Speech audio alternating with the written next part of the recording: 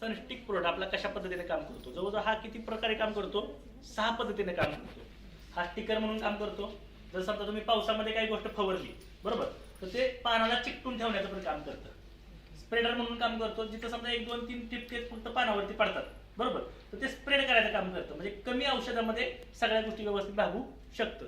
हे अजून तुमच्या पानामध्ये मुरमुशीत पानाच्या खालच्या साईडला जी कीड आहे त्या कीडवरती पण आणायचं काम करतं.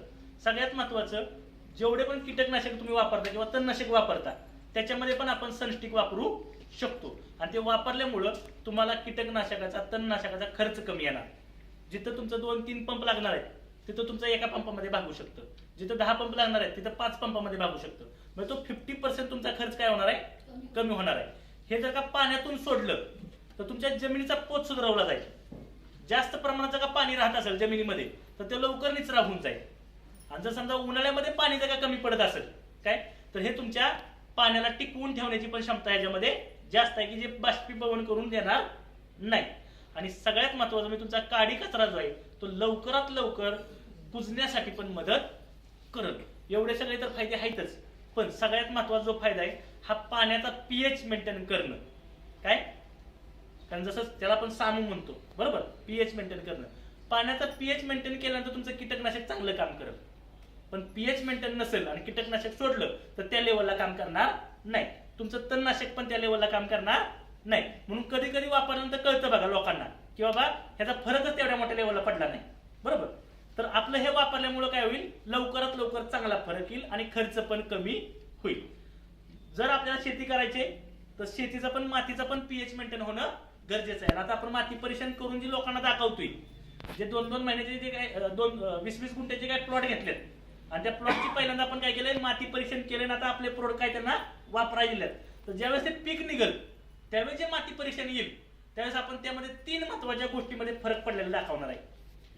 ईसी, ओसी आणि पीएच. ईसी म्हणजे काय, इलेक्ट्रॉनिक कंडक्शन बरोबर.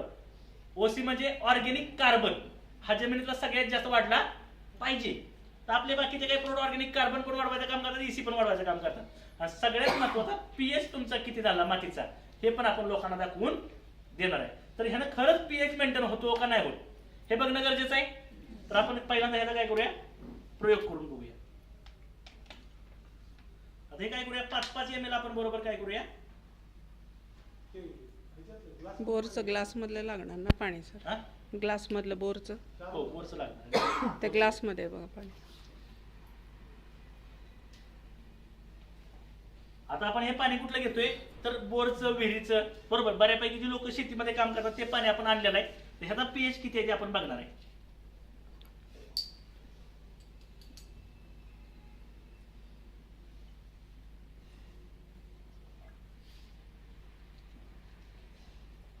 इथं आपण आपल्या विहिरीचं पण पाणी, हा विहिरीचं बोरचं सगळ्याच चालू.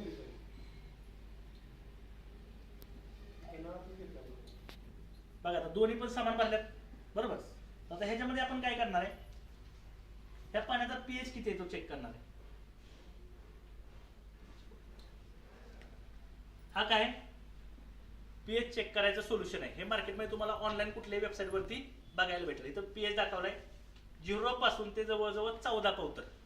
म्हणजे ते पाणी किती दूषित आहे, किती केमिकल आहे त्यात ते सगळं याच्यामध्ये कळून येईल. आणि हे आपण काय केलं, विहिरीचं पाणी घेतलेलं आहे. त्याचा पीएच आपण पहिल्यांदा चेक करूया.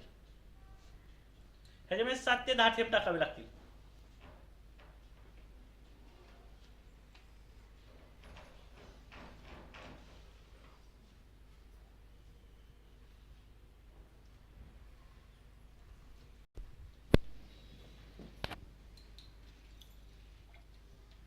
बरोबर. आता आपण ह्याचा पीएच चेक करूया किती आहे नक्की.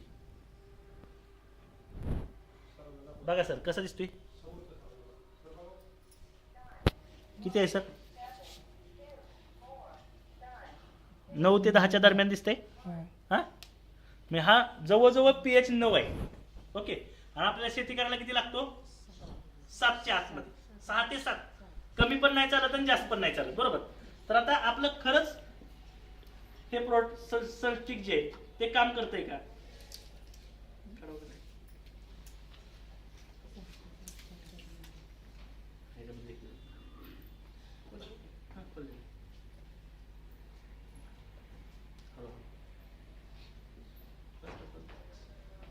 आता हे काय केलं आपण सनस्टिकचं लिक्विड घेतलंय, एका काडी बरोबर फक्त घ्यायची. किती घ्यायची?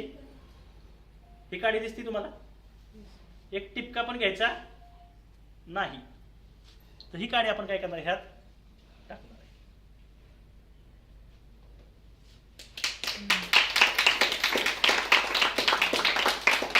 तर आता पीएच किती आहे पाण्याचा?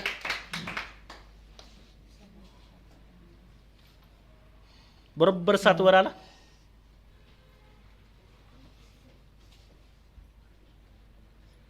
तर अशा पद्धतीने आपलं सनस्टिक हे प्रोडक्ट काम करते. बरोबर. त्यामुळे प्रत्येक शेतकऱ्यासाठी हे वरदान म्हणून काम करते. बरोबर. जरी समजा त्या व्यक्तीने कुठलाही